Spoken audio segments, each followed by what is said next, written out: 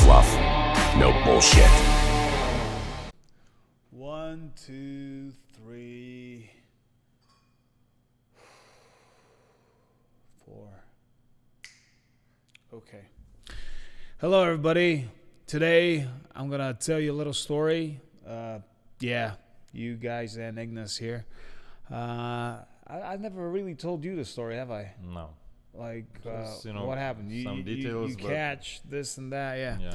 All right, so this story is going to be what I call the butterfly effect, which means that, a little whiff of your wings can change a lot for yourself and like the future of others as well. So here's what happened, right? I mean, did I ever tell them the story about Lars and like the? Yeah. No, it was just We like talked it was a text on. It was a text on the Instagram, yeah. Instagram. Yeah. Anyway, that's another story. I'll tell you another time. But this one is really cool. So about 2 weeks ago, was it 2 weeks ago, something like that? Yeah. I was speaking at an event called Traffic Summit in Istanbul, where, as it so happens, as I'm talking about this, guess who won the Best Speaker Award? You got anything to say about that? You had plenty to say a little bit. Your second conference that you were speaking, right? Nah, dude, no, not the second conference that I'm speaking, but it's my first award anyway. All right. I mean, check this out. Boom, boom. Anyway, so I'm just gonna leave that here, just so if anybody gets on a little later, they don't miss this. All right, so. Anyway, I'm not going to elaborate on my speech or any of that shit, I just wanted to tell you about what the butterfly effect means to me, okay? I was at that dinner where I met these 3 really cool dudes, Zach, Ray, and Mike, okay? After that dinner, they're like, hey, what are you guys doing? And we said, yeah, we're going to a bar, going to hang out. You guys want to come? So they're like, sure, let's go. We went to this really cool place in Istanbul. By the way, if you're ever in Istanbul, go and check out the Sunset Bar and Grill. This is one of the top places in Istanbul. It's got a really cool restaurant, and it has a really cool bar. So if you're ever in Istanbul, make sure. Sunset Bar and Grill. So anyway, we were hanging out in the bar, and, we're dancing, having fun, blah, blah, blah. And then Zach is like, hey guys, you're pretty cool. Where are you guys from? And I was like, well, we're from Bulgaria. He was like, oh my God, that's so cool. It would be nice to come to Bulgaria someday. Blah, blah, blah. It would be Then so when cool you to hang realize out. people lying to you. Yeah, that's when I realized. Or that they don't know anything about Bulgaria. That's one of the two things. They're either bullshitting me or they really don't know anything about Bulgaria. But hey, I had a counter offer right there and then. I was like, all right, man, let's go. I got the car here. Jump in the car, I'm taking you to Bulgaria. So they were like, oh, really? What? So 2 days later, we're in the car on our way to Bulgaria. We came to Bulgaria, hung out for like 3 days here, and just as I'm about to sort of send them out, because they were going to be traveling the next day. By the way, a very interesting thing that I'm missing out as information is that they are those 2 guys, they're actually American, but their roots are from South Korea. So they were actually going back to South Korea after Istanbul. So they came into Bulgaria, hung out for 3 days with me, and next day they were supposed to travel to Istanbul and go back to Seoul in South Korea. So last day, right? We sit down, we're having lunch, and the guys are like, dude, you should come with us to South Korea. And I was like, yeah, of course. I'm trying to be polite there, trying to be diplomatic. Of course, yeah, I'll come. Like maybe, in the spring, whenever the cherry blossoms are out, I'll come there for sure. It'll be great.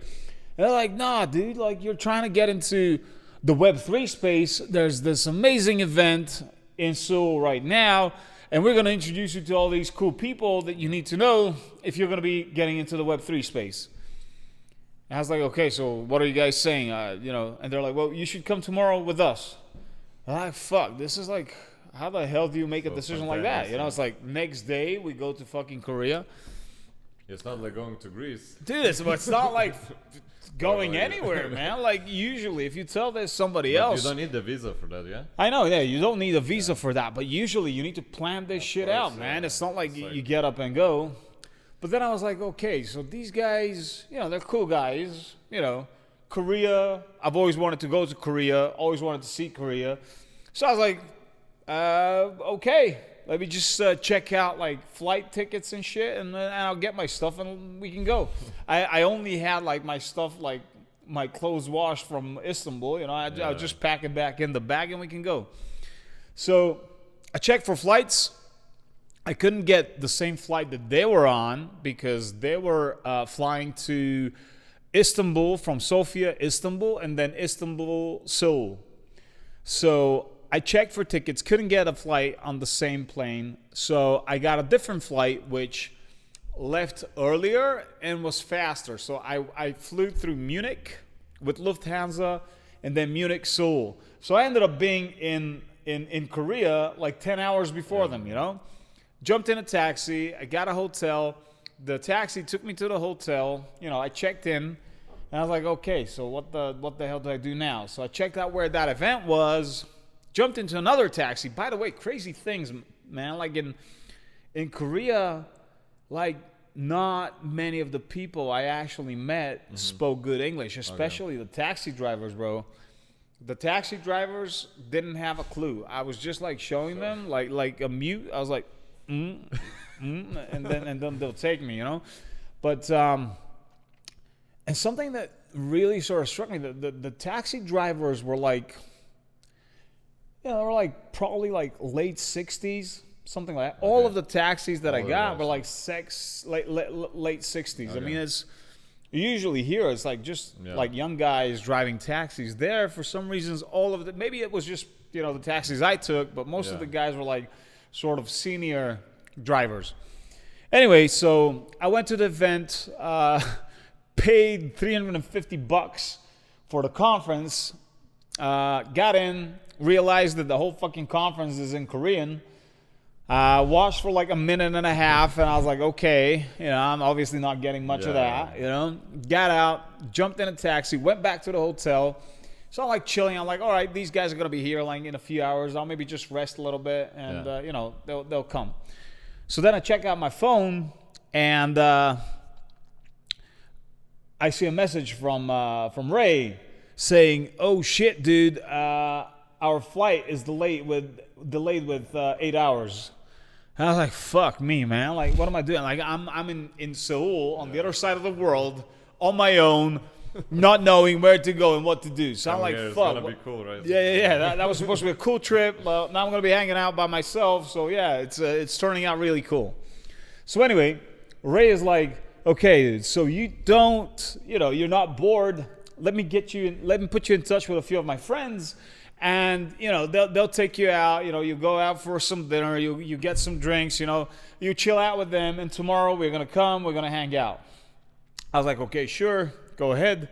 So Ray, all of the fucking sudden, pops up like 10 messages with 10 different people saying, hey guys, meet my friend Todor, take him out to dinner or have some drinks. And I'm like, fuck me, like, what the fuck? 10 different fucking chats, like, people start replying all of this, all 10 of them. Those local people or like? Yeah. Well, obviously they're like they're like from Korea. Yeah. And like these chats start flashing up. Like everybody's, hey Todor, nice to meet you. Let's go here, let's go there. I was like, fuck me, who do I choose? Like it's 10 different people. So then I just hit up the guy that actually texted me first, James. What up, James? So James hit me up and he's like, hey dude, we're gonna have dinner so we can like go out, have some drinks after. We're going to this bar. And I was like, yeah, sure, let's do that. And he's like, it's gonna be a late dinner, so like text me, let's sort of touch base at about 10 o'clock, okay? So I was like, all right, fine, let's do that. So I hang out in the hotel a little bit longer. I went out. I was like, okay, let me walk out a little bit. By the way, guys, if you've never been to Seoul, wow. I mean, that city, especially from Sofia, man, it's like going from Bedrock to the fucking Jetsons, man. It's like so advanced.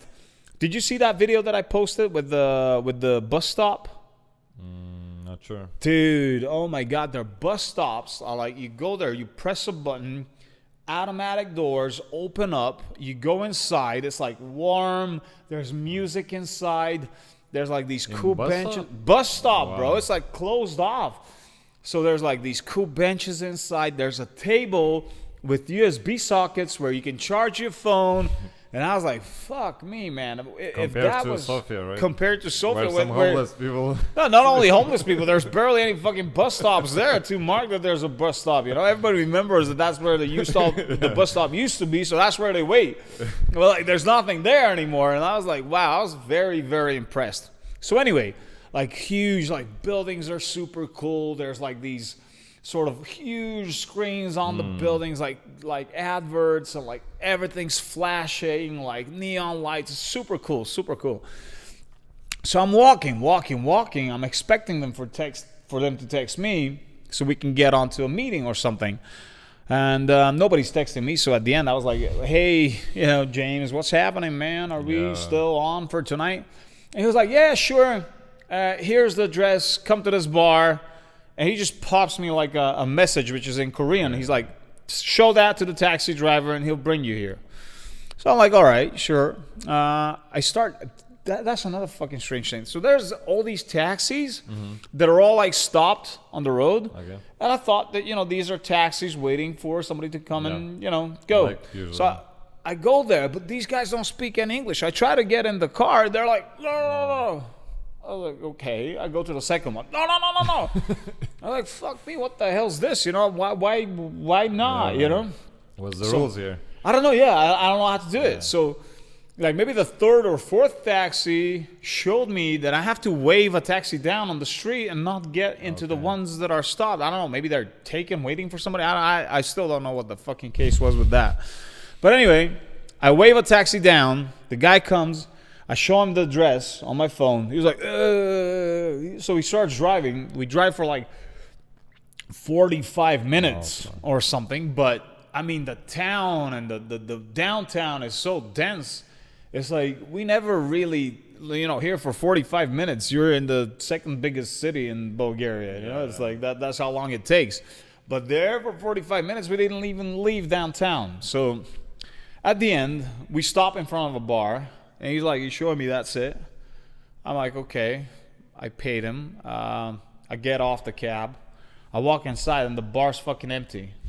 The bar's empty, bro. There's no one there. And I was like, fuck, these guys are fucking, they're having a fucking laugh, like they're just sending me on a fucking wild goose chase, 45 minutes driving one way. And you waited till 10? Yeah, so I'm like, fuck, that's 11 already, so I'm texting that dude. I'm texting James. I'm like, hey, James, what the fuck, bro? Like, I'm at the bar. And he's like, oh, whoa, are you there? I'm coming. I was like, okay. So I'm sitting there. But your expectations was that nothing serious is going to happen, like... No, dude. I have zero expectations at that point. Like I'm just meeting some dudes to show me a good time. So all of a sudden, like a door in the wall, which looks like the wall, opens up. And this dude comes out and he's like, hey, Toro, bang, bang, bang, high fives, how you doing, bro? Come on in. So we go through this door and it's like a private room within the bar where, there's like a big TV and like a few, sorry? Like VIP room or something? Well, something like that, yeah. A few people chilling, just like I think it was like 4 guys and 1 girl. So I go in there, with... my usually high energy. I'm like, hey, I'm Todor, bang, bang, bang, high fives, everybody. They're like, hey, man, how are you doing? How do you actually know Ray? And I was like, well, I only met Ray like 2 or 3 days ago. And they're like, holy shit, we only met, we've only seen Ray twice. I'm like, damn, that's that's very interesting. I expected him to be a very good friend of yours. And they were like, well, we expected him to be a very good friend of yours. He's obviously... He was like on his Instagram, 10 first people. Bang, bang, bang. Yeah, just go and meet Todor. Fuck. And I was like, all right. So there, I had my... I had my Metal Savages t-shirt on, like the one that you got on now, in Web3 We Trust. So they're like, hey, what the hell's this? What do you do? And then I'm like, well, we are building this metaverse. We are very deep into this like Web 3.0 project. It's gonna be like really cool. So we've been working on it for a while, blah, blah, blah. So I actually showed them the teaser video. All right. And they were super impressed. They were like, oh, wow, this looks super cool. And then I started telling them a little bit more about it. So for 25 minutes straight, I'm talking. You know how and you passionate. don't know what they doing, nothing like. You're just talking now. No. I figured that they're from the Web3 space. Right. I figured that they're from the same space, but like I didn't know exactly what they're doing, where they're coming from, and all the rest of it. So I was like, wow, that's great. So 25 minutes, I'm talking, right? 25 minutes straight. You know me. And no then, problem for you. No problem for me. And then I stop. And then one of the dudes is like, Todor, I don't usually do this, but I have to tell you, I'm pretty much into Web3 and NFTs. I'm an investor. I invest in a lot of projects like this. I like your vibes. I like your energy. We are, hitting off the same tones here. I really like this. So, do you want to come with me to the Philippines on Thursday? I was like, shit, man. Here we go again. Yeah, I was like, here we go again, man. And it probably took me about 14 seconds before I said yes. Yeah. But it was like, sure, dude, let's fucking go. So he's like, you sure? Like, I was like, yeah, I'm sure, man. What do you mean? You're into Web3, I'm into Web3. Let's go, man. Yeah. So 2 days later, I was supposed to leave with that dude to the Philippines. And he was like, still waiting for your guys to come. Well, yeah, they came next day. We hung out. But I told them, guys, I met this dude, Jay. Yeah. We really hit it off. We have like this, it's like, I don't know, like in any relationship, man. It's like, whenever you have a bromance with somebody, it's like, whenever you meet a cool girl and like she really hits a nerve and like you really think she's cool, like it's the same with guys. You really hit it off and you're like, wow, dude, you're into this, that. So he told me a little bit more about himself. He told me a little bit about more about obviously James, Tara, and the other guy, the other guys that were in there. So I really hit it off with them. And next day, I was supposed to go to the event. They were going to be there. So they actually took me home to my hotel, whenever we left that bar. We probably spent about like 1 or 2 hours there. They took me back to my hotel. We had this goodbye picture. We really had like a really nice time. I really felt like he's right, dude. Like, energy is everything. Whenever you feel the other person's energy, you realize if you can have like a potential, whatever the fuck it is, business relationship or friendship or whatever it is, you feel it straight. I don't know what it's called. Like some people call it chemistry. Some people call it energy. Some people call it like vibes, whatever the fuck it is, bonding. But you really like feel it on the spot. Like, you just know it. Yeah, I've always had this with the people that I've been close with. You just feel it straight away.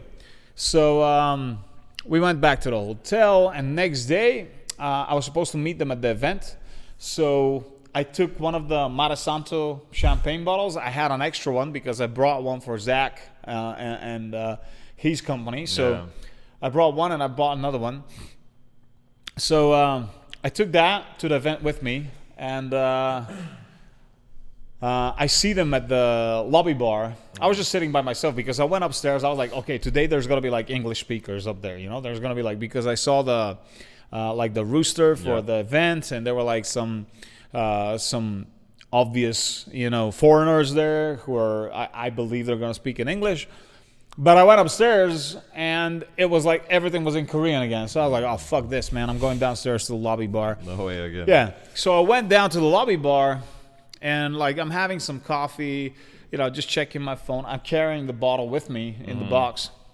And then all of a sudden, they just jump up right on the side. They don't even see me, but they just come to the next table. And I was like, hey, guys, what's happening? And they're like, oh, shit, Todor, what are you doing here? I was like, well, I sat up there for a minute, I can't really understand anything, so this is why I'm in the bar with you now.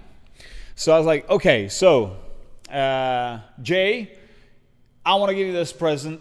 You know, I brought it here for someone special that I'm going to meet. You know, obviously, this is you. I'm going with you to the Philippines, so I might as well give it to you. Yeah. So I gave them the bottle, told them the story about Mare Santo. You know, that's a different story. I'm going to tell it some other time, so keep on watching. Like and subscribe. Keep on watching this. Anyway, so I gave them the bottle. They really loved it. They loved the story. They thought, oh man, no, that's just leave it for another time, man. Leave it, but I'm gonna tell the story another time.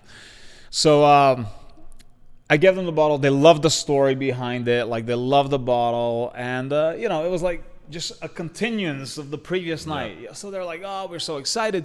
Toro, we want you to come and talk on an event that we're organizing, the Philippines Blockchain Week. You know, so I was like, wow, that's really cool.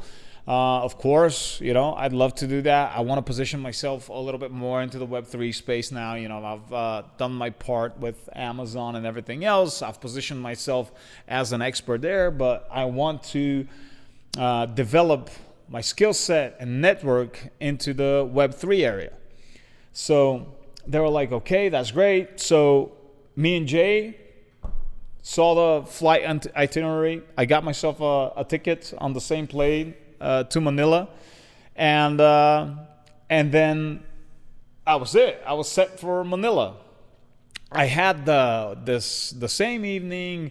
Me, Zach, and Ray, we went out. We hung out with a bunch of Zach's friends But there. Zach didn't know Jay before. Nah, bro. No, he didn't know. He still doesn't know him. Oh. I still have to introduce them to one another, man, because they've got so much shit in common. Yeah. So anyway, in the evening, I hung out with Zach and Ray, some of Zach's friends. We had a really cool time. By the way, Zach got me a room into the best hotel in Seoul. It's called the Joseon Palace.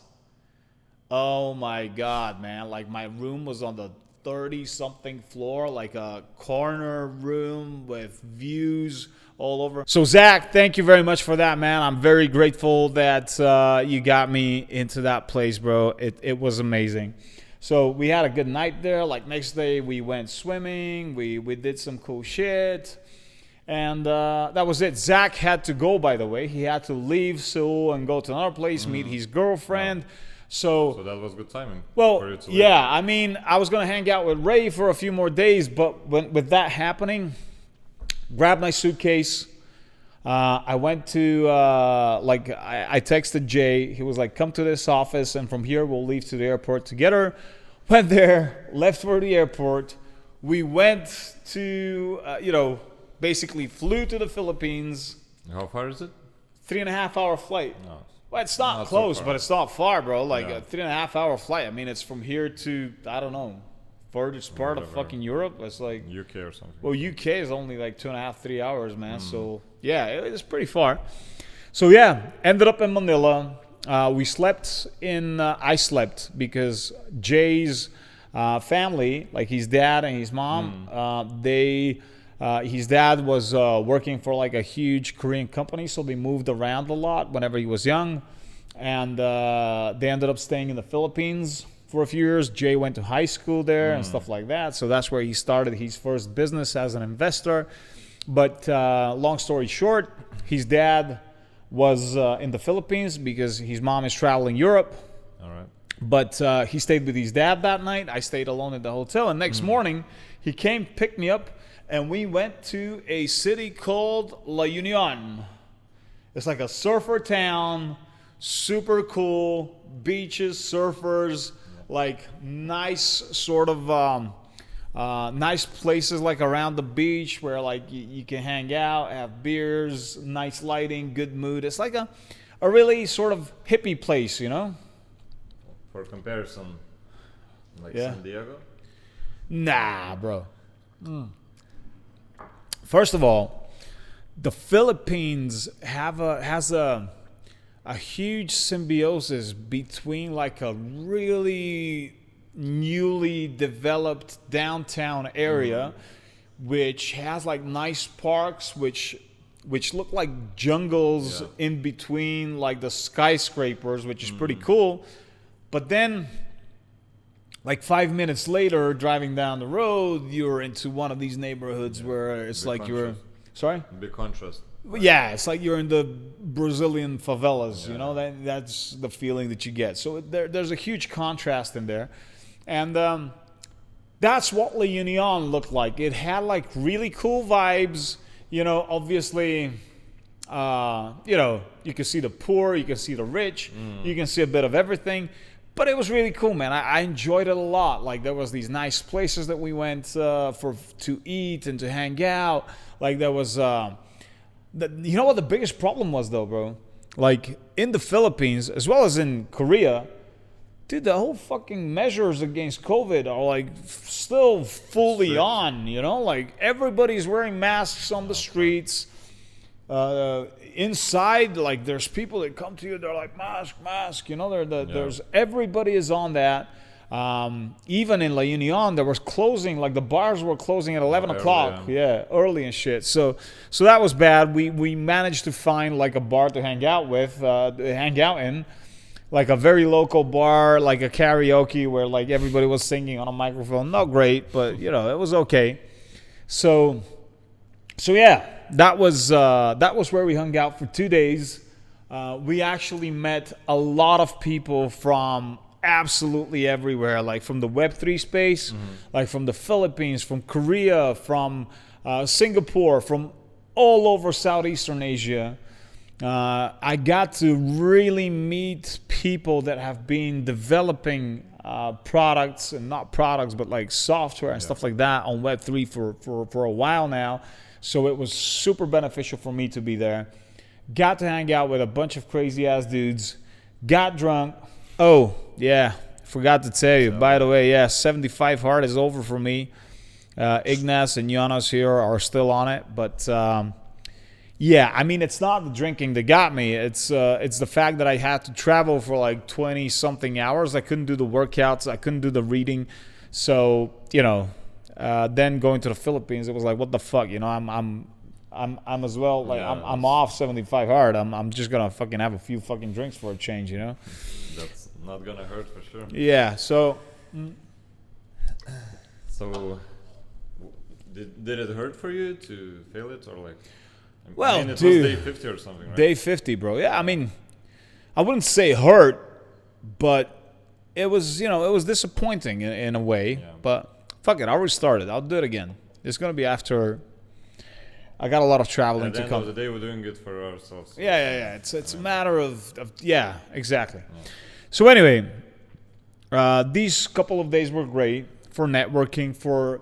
I mean, me and Jay really hit it off. Like, I mean, we were everywhere together, like, you know, just hanging out with everybody in these groups of people, talking to everyone. So it was really cool.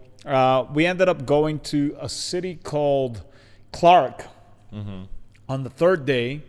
We stayed at a really cool hotel, like a party hotel, which was really wild, with a huge sort of pool on the rooftop bar with like really cool views, good food, good music. Like there was a DJ playing like different sets all the time. It was a really cool place. And bro, like a friend of mine saw me that I'm in the Philippines, and he was like, dude, go to the Mega Dance Center tonight and ask for Vasil. I'm like, shit. He's like, yeah, man, it's like owned by Bulgarians. Bulgarian name, yeah. And I was like, okay. So we went out. You know, this is like, that Clark place is a real party place, bro. Like there's bars all over the streets. It used to be like an ex-US military base. So that's why, it's like a very lively place with a lot of foreigners. So it's more international, maybe city. Yeah. Very much international. We ended up at that Mega Dance Center. I asked for the manager. He came out. He's like, "Oh shit, you guys are Bulgarian." High-fived me. Gave us like the biggest VIP table they had in the club. We had like a wild party in there. It was really cool. So we hung out there. It was great. Next day, back to Manila. We went, like, Jay took me around Manila. We went like to a few shopping malls, like a few really cool places. So that was really cool. One of the coolest things, by the way, was last day before I had to go get my flight back to Bulgaria. We went to this dude called Big Boy Chang. Really, really cool dude. He has a gallery. He's the biggest shoe collector, I think, in the world, not only in the Philippines. Wow. He's got he's got crazy gear, man. He's got like Louis Vuitton bags that are like one of a kind, like super, super, super unique items in his gallery, in his shop. He's a super cool dude. So we ended up hanging out with him for like a couple of hours. Oh yeah, damn right, this is it. Hold on, check this out, guys. Manny Pacquiao, he gave me that shirt. He actually gave me like 5 t-shirts, which are really super cool. Yeah, old Pac-Man. Old Pac-Man, man. Yeah, he works with him. Yeah, he's definitely the national boxing hero for sure. So BBC, which, you know, in some cases means something else, but in this case means Big Boy Chang, just to be clear. So yeah, he is a super cool dude. He invited me to go there. Like next time, he's gonna be on the Philippine Blockchain Week. He's a big NFT collector as well. Right. So I showed him, by the way, I showed him our project. I showed him Metal Savages. He was like, "Holy shit, this is so cool! I want to buy this. Like, I want to be a part of it." So he will be a part of the tribe. Metal Savages. So yeah, and then I got on the flight back home, and this was it. But why the fuck am I telling you all of this? Is that right now I am going to speak at the Philippines Blockchain Week. I'm invited to go to London for NFT NYC, which is the biggest NFT event with all the blue chip NFTs.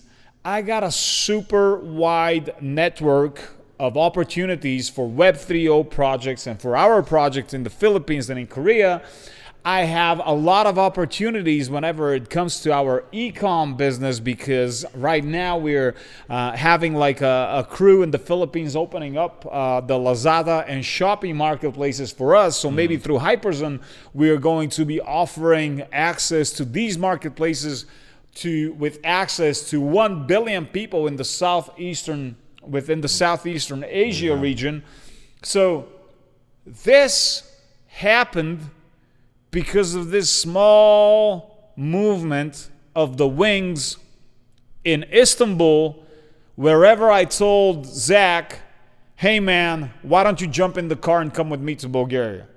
So this is what we call an opportunity. Whenever, be open-minded. Whenever the bird, that's what we say here in Bulgaria. I've never seen this said in the English-speaking world, but whenever the bird lands on your shoulder, be prepared to catch it, because it doesn't land on your shoulder that many times. So any opportunity that you have in order to meet new, cool, and interesting people, fucking take it and go for it. I will tell you right now that 99% of the people I know would not have done this. 99% of the people I know are telling me right now, they're like, "Dude, you're fucking super crazy. How the hell did you go to Korea and then you ended up in the Philippines? Dude, you're fucking out of your mind." Out of my mind? Yes, I am. Affirmative. But I'm here right now, and I've got, first of all, Zach and Ray, 2 amazing friends who are both going to be, by the way, advisors of the Metal Savages project, because they're very knowledgeable in what they do. I have Jay, who is like, I don't even know what to say, bro. Like, I feel closer to Jay than I do to friends of mine who I've grown up with, man. I mean, we've had like 5 or 6 days together, but in these 5 or 6 days, so many things happened. We were in 2 countries. Yeah. We were alongside with hundreds of people, different people. We have so much crazy stories together. We've got more crazy stories than people that I've known for my whole life. That's crazy. So this is the moral of this story. The butterfly effect is something super strong, bro. And you need to take. In a way, you fucking took it as well. I mean, you're here, aren't you? Yeah. You know, like we met. Me and Ignace met in Mexico. I mean, I've said that 100 times. Of the events, you know. Yeah. It happens, and you're ending up whoever. Like you never know where you're gonna end up, right? So, but you have to chase the opportunity, right? That's like, it. If you didn't spread those wings and come to Mexico, you wouldn't have been here right now. Jonas wouldn't have been here right now, which means I would be talking to myself. But you know, maybe there would have been other people here. But hey, fuck it, man. Like, go and get this. If you have an opportunity to go and meet new people, you do not know what's waiting behind this fucking corner. You know, sometimes it's good, sometimes it's bad. Hey, maybe. Who the fuck knows? But not skipping on opportunities just because you think it might not be good or just because you think it might be bad is what is going to limit your opportunities for this life. And I'm super serious when I say this. This is why I urge you to go to all these networking events, you know, to all these events. This is why I've been saying this time after time after time. Network is your net worth. Whoever you know is what you get. Businesses come and go. It's who you know that is going to help you get back on the horse. If you fall off the horse, it's the people that you know that are going to bring you back up. It's not the business. Like, businesses fail all the time, you know? Like, everything. If you have money today, it doesn't mean that you're going to be doing it tomorrow. Like, yeah, you can be as smart as you want about it, but trust me, my life is full of stories of people who are right on the fucking top and right now are begging for fucking cigarette money. So the people are your biggest asset. Go and take these fucking crazy trips. Go to fucking Japan or Australia or wherever the wind takes you. But do it because you are going to thank me later. Serious. You have those stories, like man, like this is a crazy have what fucking to remember story. at the end of the day. Yes, right? man. Like this trip, I'm gonna be telling my grandkids about this trip, man. And what are you gonna say? Well, there was these two guys. Yeah, they look Korean. We had a couple of drinks. They wanted to go to Bulgaria, and I told them, hey, maybe someday you will come. You know, and that's it. End the fucking story. And right now, I'm telling you a story, which I'm not only gonna be telling you, but I'm going to be telling my grandkids someday. And if I don't live long enough to tell my grandkids, well, they can fucking damn watch this YouTube video, you know? And there you go. That's, by the way, this is a very good reason for me making those videos. Yeah. It's not for the 5 of you that are watching this. It's for my grandkids. Good excuse. Yeah. So anyway, that was it, guys. Like, I don't know. Ignace, do you have anything to ask or add to this, maybe? I think you added a lot of value and basically explain what's the butterfly effect. And I don't know. This is not really this is what the butterfly effect is to me. You know, it's like with what I can do with my own wings. You know, that's the thing, because, you know, whenever you say the butterfly effect, you always expect to have a butterfly somewhere there that you need to catch and fucking make wings, you know, with it. That's not how it works. You're the fucking butterfly. You gotta wave those fucking wings, and this is how you are going to change your life, and you're going to change the lives of people around you. You're going to change how people look at you. This is what you need to do. Wave those wings, boys and girls. That's how it's done. And okay, one more question. All right. So as you are the best speaker, do you have any tips for other speakers? Oh shit. How to become the best? Be passionate about what you're talking about. You know what? Something, you know, like something cool. Mike, the dude that was leading the conference, he told me afterwards, he's like, dude, oh, and that's Jason as well, dude. Big up, Jason. They said, both of them said the same thing, by the way. They're like, dude, you are a good speaker, not because of what you say, but of how you say it. Because you are the same whenever you talk to 2 people as whenever you're talking to 2,000 people. You know? Because it's like being yourself. I see a lot of guys that get on stage and they by the way, this is something that you need to practice. I was the same fucking asshole, man. Like why it happens? You want to be better version of yourself through the. I don't know, man. Like you freeze up. I remember the first times that I had to speak in front of an audience. Oh my god, man! Like the cameras, the lights, and you get all camera shy, and you don't know. Like you're looking at the camera and you're like feeling so like you know how it is. I mean, you remember doing that video over there. I mean, you still got that shit. So I was freaking out as well, bro. And I was like sweating and like nervous. And I get on stage and I'm like, oh shit. Right now, if there's a secret, the secret is, you know, these guys, they're just the guys that I meet in the hallways whenever I'm walking around the event. You know, these guys are not some jury that are going to decide whether I live or die after my speech, you know. Yeah. These guys are just the people that I can speak to openly in the hallways. So why don't I just go up there and speak to everybody as I speak to them in the hallways? So this is really what sort of got me to shake off the nervousness, shake off all the chills that I used to get before I get on stage. And right now I just walk out and I'm like, hey everybody, how you all doing? Let me tell you about some shit that I've been thinking about. You know, and I curse a lot on stage too. I don't put a filter. I don't put a filter on it. So I do it. Different perspective how you like. That's it, yeah.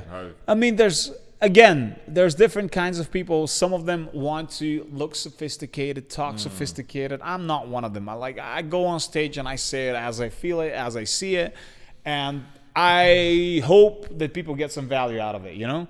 So got me this. So far, so good. So yeah, this is my advice for people who want to speak at events. And yeah, that's about it. So see you next episode, guys. And I hope you like this. I hope I gave you some value. And keep on flapping them wings. All right? See ya.